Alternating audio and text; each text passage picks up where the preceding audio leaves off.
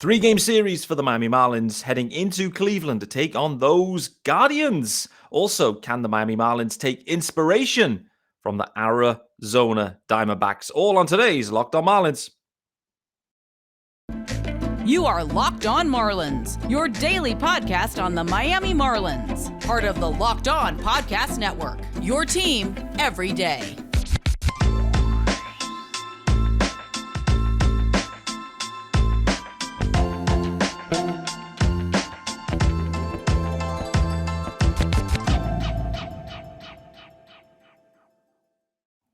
Greetings from England. Welcome to Locked On Marlins. This, of course, is your daily Marlins podcast, and I'm your host, Peter Pratt. Hit me up on Twitter at MiamiMarlins_UK. Hit subscribe to the pod. Of course, it is your team every day, and it's available free and everywhere you get your pods. There is a YouTube channel. Head over to there. It is Locked On Marlins. Hit subscribe. Also, welcome back to the Everydayers. It's Friday's episode, guys. Hope you are doing well. To the Everydayers, please keep those comments coming on YouTube. It has been amazing to hear from everyone that is tuning in all around the world to Locked On Marlins, doing tons of activities when listening to Locked On Marlins. Commuting, gym work, the show, cooking, you name it, you guys are doing it, and I'm part of your daily routine, which is kind of wild, but much appreciated, guys. Of course, it's Friday's episode. Happy Friday to you. It's just approaching 6 p.m. here in the UK right now. It's approaching wine time on a Friday, no doubt about it. So got to get this episode out there before other things take precedent. There's tons to get into though, guys, right? I mean, the Marlins had an off day, but Madison Bumgarner was making the news. The Arizona Diamondbacks making the news. It's a really timely decision from the Arizona Diamondbacks, clearly because, well, my last episode, we're talking about what can and what should the Marlins do with Avisail Garcia. And the Arizona Diamondbacks, interesting, the situation they've been in with Madison Bumgarner. They signed him to that 5-year deal. And it really just hasn't worked out for MadBum in Arizona. Arizona feel like they're in the mix. Not feel like it. They are in the mix right now. And they've made the best decision for their ball club to give themselves the best chance of winning. And they've had to eat the dough. I think it's a really interesting decision they've made, a really bold decision they've made equally. So we're going to dig into that. But this episode is sponsored by Gametime. You can download the Gametime app, create an account, and use code LOCKEDONMLB for $20 off your first purchase. Last minute tickets, lowest price, guaranteed. More about those guys later on as we get into the show. But let's continue with this Diamondbacks move. Again, this isn't Locked On Diamondbacks or Dbacks, probably. This is Locked On Marlins. And why am I talking about Madison Bumgarner? There's two reasons. Firstly, could the Marlins end up making this similar decision? And really interesting, listening to Craig Mish today on his episode with the Fish Stripes guys, which is great. Great episode. Do go and check that out, of course. Kevin Barral, Isaac Azut doing their thing, as always.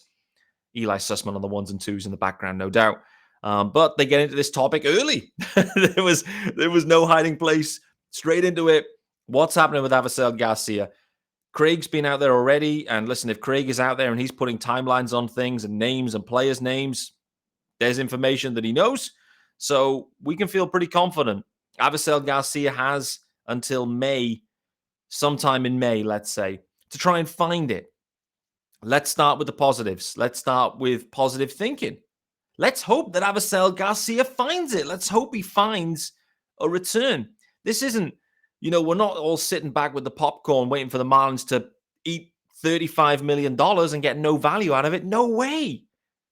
We want the Marlins to see value out of this. We want Avisail Garcia to return to his former luster and glories, let's say. It's been a rocky start and a rocky relationship with the Marlins. But honestly, the Marlins really need Avisail Garcia because they're in the mix. The offense is doing just about enough. They're finding ways to win close games, which is great. There's going to be some downtimes. There's going to be a little bit of a downturn at times where, they're going to need the bats to pick them up. Jesus Sanchez, for all wants and purposes, is effectively a passenger right now. So they're playing with, 12 position players anyway. Then you've got Avi in there. You then look down to AAA, and yeah, okay, you can point to some guys at AAA hitting. Everyone hits a AAA. The standard is terrible, pretty much. And listen, I'm not trying to slander guys, but AAA, we've just seen Fernando Tatis Jr. just make a mockery of it. Yeah, okay, Tatis, one of the best players in the game, but he's working his way back, and he's in glorified spring training there. Tatis going absolutely bananas. AAA, the standard isn't great. The pitching isn't great. The numbers, the offensive numbers, can't be trusted. We can't just simply look at the numbers and go, hey, Peyton Burdick, he's hit 8 home runs. So's Joe Adele. We've seen what Joe Adele does at the major league level, and it's nothing. Nothing. We need Avisail Garcia back. He's a proven major league hitter. No one else at AAA is. Jose Iglesias was. He's now gone. Not to segue into that one, but I guess that was the other breaking news overnight.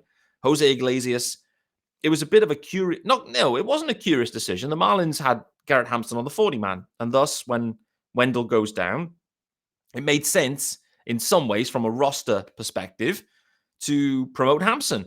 And, let's be honest, Hampson's been okay, and he can fill in the outfield and in the infield. Makes sense. Iglesias was kind of working his way up, an extended spring. In the end, he has that opt-out in his minor league contract, certain time periods when he can opt out of that, go and seek a different team and a different club if he's kind of buried on the depth chart. And maybe that's the way he felt. It's possible. The Marlins have got so many middle infielders there playing at AAA. And obviously John Berti is handling shortstop pretty effectively at this point. Hampson's also then backing him up. So Jose Iglesias pulls the ejector cord. He may see opportunities elsewhere, and they may be on the West Coast. Our man Miguel Rojas hitting the IL, and we now have a situation where Mookie Betts is playing shortstop for the Dodgers right now. Mookie's a stud, and he actually made a nice play yesterday at shortstop, but Jose Iglesias may well be thinking there could be an opportunity to go and join the Dodgers and be playing for the Dodgers. The Dodgers, do they look good this year? I'm not convinced. I'm not convinced they do. The lineup looks a bit turgid compared to previous years. It's nowhere near as scary. This isn't the Dodgers of the last couple of years. And they're in a dogfight there in the West, no doubt. No doubt. Anyway, this isn't Locked On Dodgers either. I'm segueing all over the show. But the point I'm trying to make here, guys, is whatever these AAA numbers look like, it's kind of irrelevant, to be honest with you. We've seen it so many times. We've seen it last year with Jesus Sanchez. We've seen it with Lewin Diaz. The step up from AAA to Major League Baseball is just crazy. It's a crazy jump.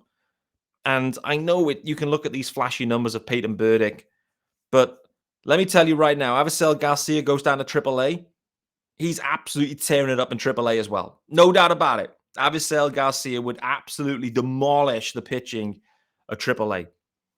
As Marlins fans, and me as host of this podcast, I sincerely hope that Avisail Garcia can find it. Can he find anything? Can he just find a way to get in the groove? I have no idea what's happened to him in his time in Miami, but he's come to Miami and it just hasn't worked, which has taken us to this position. Okay, so let's assume that Avisail Garcia, he can't find it in the next couple of weeks, and it continues from what we've seen. The frustration continues to build. Craig spoke about it yesterday, on this episode with Fish Stripes today, and Kevin and Isaac. It feels like we're trending to a point where it won't just be a benching for Avisail Garcia. It's more like, this isn't working, we're just going to pull the plug and effectively eat the dough, which is exactly what the Diamondbacks have done with Madison Bumgarner. Brave, very brave to eat the dough, but the Diamondbacks have shown what has to be done sometimes, where you feel like you have a nice club. And listen, there's plenty to be said about Bumgarner's clubhouse demeanor, let's say, and all sorts of negativity around that. And so, maybe the same with Avisail Garcia. I don't know. I'm not sure. Feel like Avi seems to be okay within the clubhouse, but if you end up benching one of your highest paid dudes, like, that's not a good situation. It's only going to create animosity and angst, and again, you pull the plug. But the Diamondbacks, they feel like they're ready to compete, and they feel like without Madison Bumgarner, they're in a better spot. It's brave, The Marlins, I think, could have a similar decision. I'm very intrigued to see if they end up doing that. And, this has been coming. This isn't a surprise or a shock. This has been coming for some time with Avisail Garcia. He just hasn't been able to find it. The Marlins have committed the dough, but is there anyone else that could and should be taking those at-bats? And that is the key question. Irrespective of Avisail Garcia, who are you giving those at-bats to? And maybe you end up with, because Avi's handling right field pretty well. Like, Avi's decent in right field, I must say. Looks smooth out there. Are you going to get Jorge Soler in the outfield more often? And you end up with a Brian De La Cruz, Jazz Chisholm Jr., Jorge Soler outfield. Garrett Cooper maybe DHs a touch more, and Yuli Gurriel slides into that first base slot.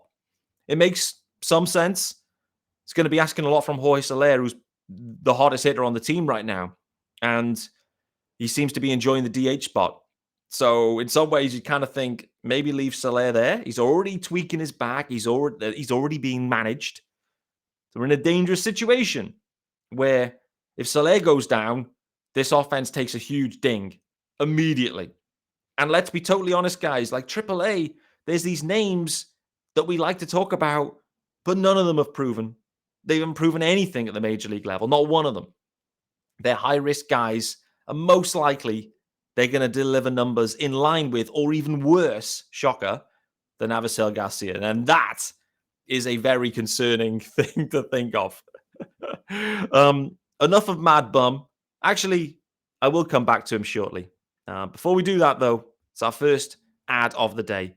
And as I've already mentioned, it's our good friends over at Gametime. I love this one too. And they have some graphics too, so let's pump those up. Not quite teal, not the eBay Motors teal, but it's the Gametime green, perhaps, on those graphics.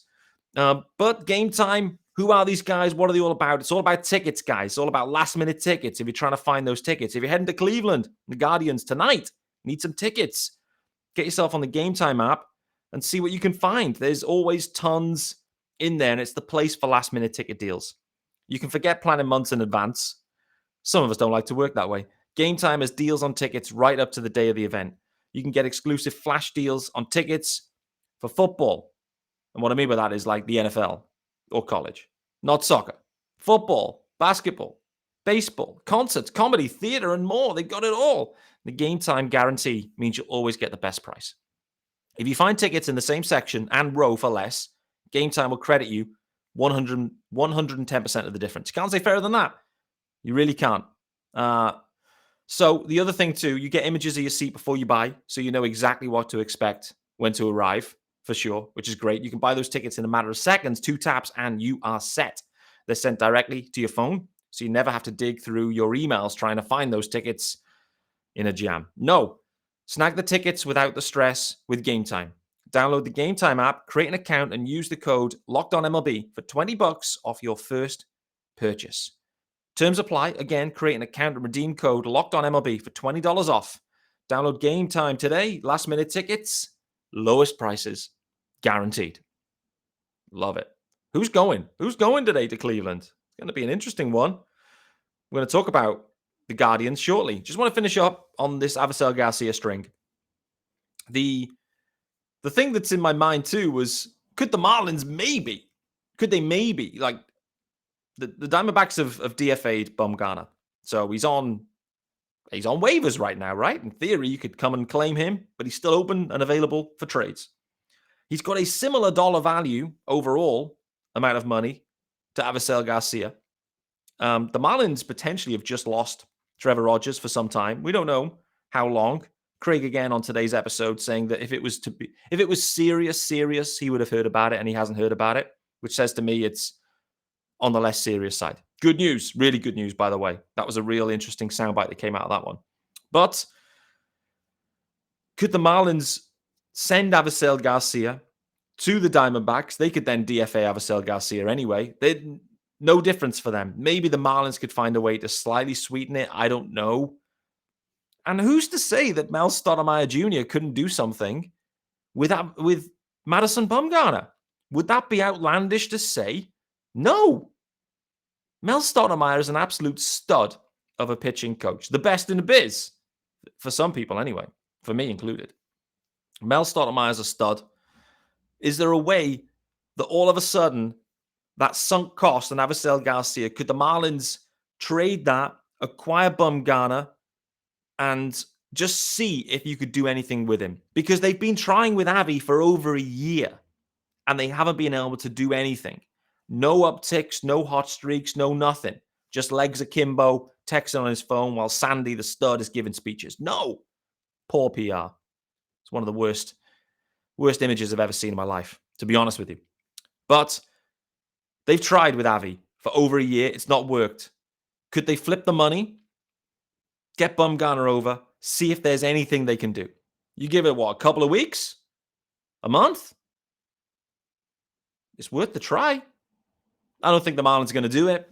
I don't think they are, but it crossed my mind when I saw that DFA. It already crossed Eli Sussman's mind because he was out in front of that in advance of Bumgarner being DFA'd. He was already thinking, because Eli is trying to match money, bad player money. Can you move them around and see if you can get some sort of value or some sort of change of scenery uptick, let's say? And who's to say Avisail Garcia couldn't go to the Diamondbacks and absolutely rake? Who knows? I mean, I'd be stunned, but it wouldn't shock me. I mean, he's done it before in other places. Just hasn't happened in Miami. And the same for Bumgarner. It just hasn't happened for him maybe in Arizona. Maybe the Marlins is exactly what Bumgarner needs. Who knows? And then if you were to do that, next thing is you open up a spot, maybe you promote Peyton Burdick. So you flip the money, Avi to the Diamondbacks, Bumgarner to the Marlins, Mel Stottlemyre, sprinkle some magic dust, see what happens. You give it a couple of weeks, give it a few months, a month maybe, who knows? Worst case is you DFA Bumgarner again. And you'd have done that to Avi anyway. But there is maybe a chance that Mel Stottlemyre could do something and find something in Madison Bumgarner. I haven't seen anything of him. And his baseball savant page is heinous. It's absolutely terrible. It's one of the worst baseball savant pages I've ever seen for a pitcher. And so that says to me that there is no hope with Bumgarner. The road is over for him. I think the road may well be over with Avisail Garcia in Miami too. Wait to see. A lot of people weren't happy with that suggestion, by the way, saying that was crazy. And I think that probably is fair, but there was my reasoning. Mel Stottlemyre is a genius. Who knows? Anyway, onto this Guardian series, guys. And there's 3 games coming up. Of course, we see everyone this year, which is great. And I absolutely love the change now that is in Major League Baseball, where we'll play every single team every year. It's great to see. Before we get into this Guardian series, though, let's tell you about our good friends over at Ultimate Baseball GM. Yes, sir. Of course, I've been talking about these guys now for a few weeks. The graphics are there for you. The QR code is there for you, if required also. Let me ask this to you now. Have you downloaded this game yet? And if you haven't, why not? If you are listening and you have your phone open, just go and download it. Ultimate Pro Baseball GM. Why not? It's free. It's offline. When you're in those car trips, no signal, no Wi-Fi, no nothing, hit it. Why not? Anyway, it's if you think you're a good GM, and listen, there's a lot of you guys listening and on Twitter that think you are, this is the perfect game for you. You manage everything in the franchise, playing through seasons and leading your franchise and fans to glory, ideally. You're responsible for everything, hiring the right coaches and staff, managing team finances, scouting and drafting players, you name it. Navigating through free agency is in there, all the ups and downs of a season. All of this in a challenging and realistic game world. Ultimate Baseball GM is completely free. I've mentioned that. It's free and playable offline. I've mentioned that too. You can play on the go as you want and when you want to. Sounds sensational. Locked On Marlins listeners get 100% free boost to their franchise when using the promo code Locked On in the game store. So make sure to check it out. To download this game, simply visit probaseballgm.com, scan the code on the screen, or look it up on the app stores. That's probaseballgm.com. Ultimate Baseball GM, start your dynasty today. Always catches me out. I see dynasty, and for some reason I want to say fantasy. I don't know why, but I nailed it today. Yes, sir. Friday vibes. Yes, sir. And the Guardians and Marlins are going head-to-head. 3-game series. And there's some interesting things to note with the Guardians. I was just looking at their numbers, just like as a team, how are things going? What are they up to? Because, I don't watch a ton of the AL Central. They have exactly the same record as the Marlins right now. 10-9 club. They've one game back in the division against the Twins. So the Guardians, the Twins, likely going for the division head-to-head.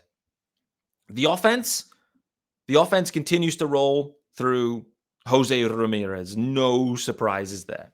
Jose Ramirez is the main stud on the team and the offense.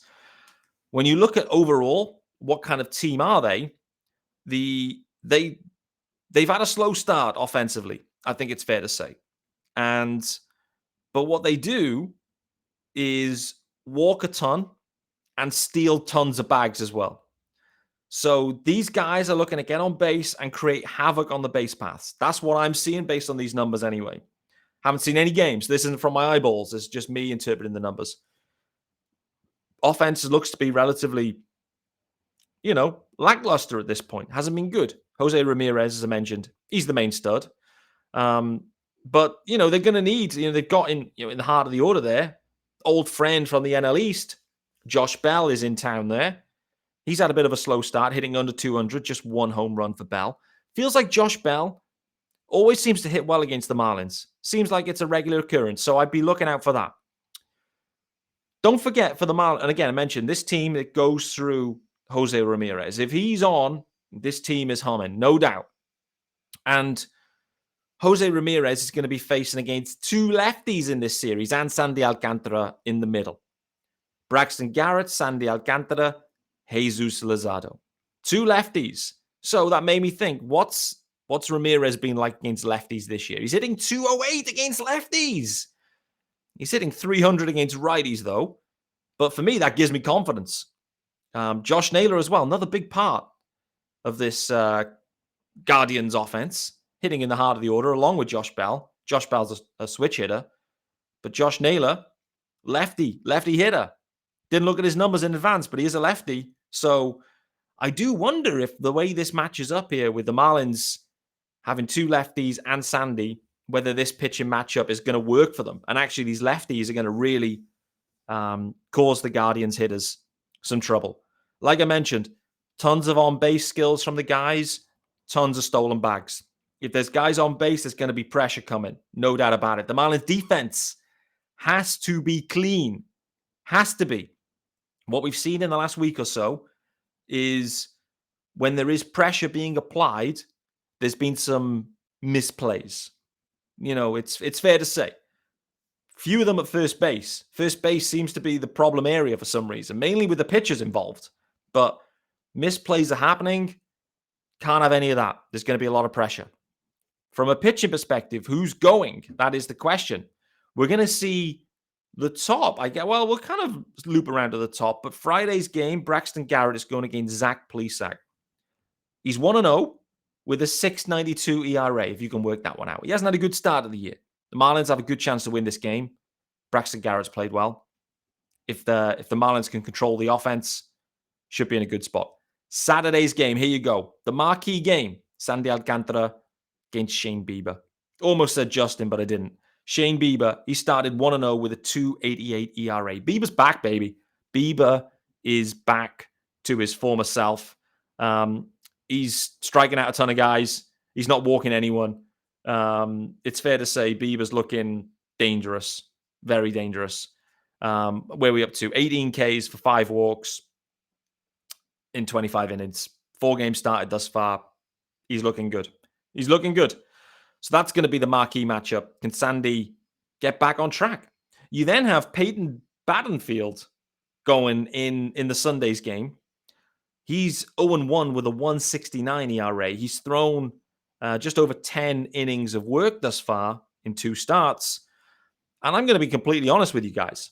I've never heard of him ever before. I've never said his name ever before. But his numbers look good on the face of it. If you look at wins and losses and ERA, on the face of it, he looks like he's had a nice start. But he's going up against Jesus Luzardo. Luzardo's pitching well. The Marlins lefties, I think, are going to control this series. I'm going to put it out there right now. There's a chance the Marlins sweep this series on the road in Cleveland. There is. The Marlins have to play really well defensively. If the defense holds, they pitch well, We'll wait to see. They're not facing against any lefties. It's righties galore, which is probably bad news in some ways. Should be a series where Jesus Sanchez, you'd kind of just say to Jesus, hey, listen, brother, a bunch of righties. We're going to lean on your stick. I'm intrigued. Not to keep going back to Avisail Garcia, but the last game the Marlins had when they had the blown sweep, there was 2 big spots in that game against right-handed pitching. Avisail, it was a big spot in the game, and Avi was allowed to take those ABs. Jesus Sanchez was not trusted to take those at-bats. Big at-bats against righty pitchers. It's exactly the type of moment you want your big lefty stick to come off the bench, put a ball in play, hit a home run, whatever it might be. The Marlins did not trust Jesus Sanchez in that spot, which is disappointing. But I'm intrigued. 3 righties going. Can Jesus Sanchez start to find the stroke? He started kind of well, really tailed off since. He's also hanging on by a thread here right now for the Marlins, in my opinion. Craig again mentioned it today. They got into this topic because it's a big topic. If Jesus Sanchez was a righty hitter, he wouldn't be on the team anymore because the production has been so underwhelming for so long. He is a lefty stick and they need lefty sticks. There's righties going. Is he going to get a chance? Just imagine right now if you have a big series from Jesus Sanchez and Avisail Garcia in this series. Decent chance I think the Marlins can win it. There's even a chance I think they can sweep it. There you go. Bullish from me, no doubt. But thanks for making Locked On Marlins your first listen of the day, guys. I will be back on Monday. If not before, if there's news, you know it, there will be a Locked On Marlins. But that is the Monday to Friday quota in the books. I'm going to go and open a wine, enjoy my Friday evening. If there's a big news breaking story, I'll be back for an emergency episode on Saturday or Sunday. But like I said, guys, thanks for joining me, making Locked On Marlins your first listen. It's your team every day. And thank you to the everydayers. Please, if you are listening and you listen to me every day, head on over to YouTube, Locked On Marlins on YouTube, leave a comment. How do you listen to the episodes? What do you like about them? What do you dislike? Hopefully not too much. Appreciate it, guys. I'll see you next week.